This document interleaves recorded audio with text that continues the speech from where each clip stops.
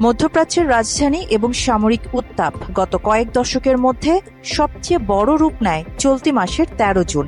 দীর্ঘদিনের ছায়াযুদ্ধকে পেছনে ফেলে সরাসরি সামরিক সংঘাতে জড়িয়ে পড়ে ইরান ও ইসরায়েল। ইসরায়েল আচমকা হামলা চালায় ইরানের সামরিক ও পারমাণবিক স্থাপনায়। এরপরই ইরানও পাল্টা ক্ষেপণাস্ত্র ও ড্রোন হামলা চালিয়ে ইসরায়েলের বিভিন্ন গুরুত্বপূর্ণ স্থাপনা লক্ষ্য করে ব্যাপক ধ্বংসযজ্ঞ চালায়। ইরানের ক্ষেপণাস্ত্র ব্যালিস্টিক ডিফেন্স সিস্টেম আয়রন ডোম ভেদ করে পৌঁছে যায় তেল আবিব, জেরুজালেম এবং হাইফা শহরের বিভিন্ন স্থাপনায়। পাল্টা হামলায় ইসরায়েলের পক্ষেও ইরানের সামরিক অবকাঠামোয় বড় ধরনের ক্ষয়ক্ষতি করা হয়। পরিস্থিতি নিয়ন্ত্রণের বাইরে চলে গেলে যুক্তরাষ্ট্র B-2 স্টিলথ বোমারু বিমান দিয়ে ইরানের ৩টি পারমাণবিক স্থাপনায় বাংকার বাস্টার এবং টমাহক ক্ষেপণাস্ত্র নিক্ষেপ করে। এতে উত্তেজনা চরমে পৌঁছায়।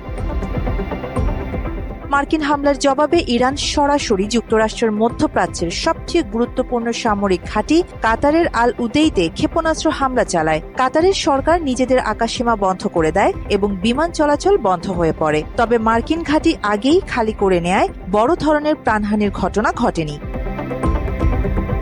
ইরানের সর্বোচ্চ নেতা আয়াতুল্লাহ খামেনিকে গোপন বাংকারে সরিয়ে নেওয়া হয় এবং সেখান থেকেই তিনি হামলার অনুমতি দেন। ইরানের রাষ্ট্রীয় টেলিভিশনে সরাসরি সম্প্রচার করা হয় হামলার গ্রাফিক্স, যেখানে মার্কিন পতাকা জ্বলতে দেখা যায়। তবে ইরান স্পষ্ট জানায় তারা কারো ক্ষতি করেনি। মূলত নিজেদের জনগণের কাছে শক্তি প্রদর্শনী ছিল মূল উদ্দেশ্য।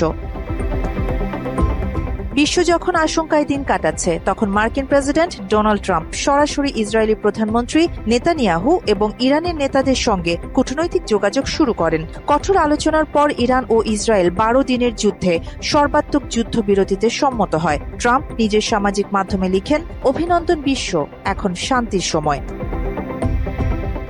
মাত্র ৩০% টাকায় জমির মালিক হয়ে নতুন বাংলাদেশের গড়ে তোলার স্বপ্ন দেখা বাংলা বসতি। তবে যুদ্ধবিরতির সময়সীমা শুরু হওয়ার আগে ও পরে উভয় পক্ষই একাধিকবার হামলা চালায়। ইরান থেকে ছোড়া ক্ষেপণাস্ত্রের জবাবে ইসরায়েল রাতভর হামলা চালায়। ইরানের উত্তরাঞ্চলের আস্তানে আশরাফিয়ায় ইসরায়েলের হামলায় পরমাণু বিজ্ঞানী সহ ৯ জন নিহত হন।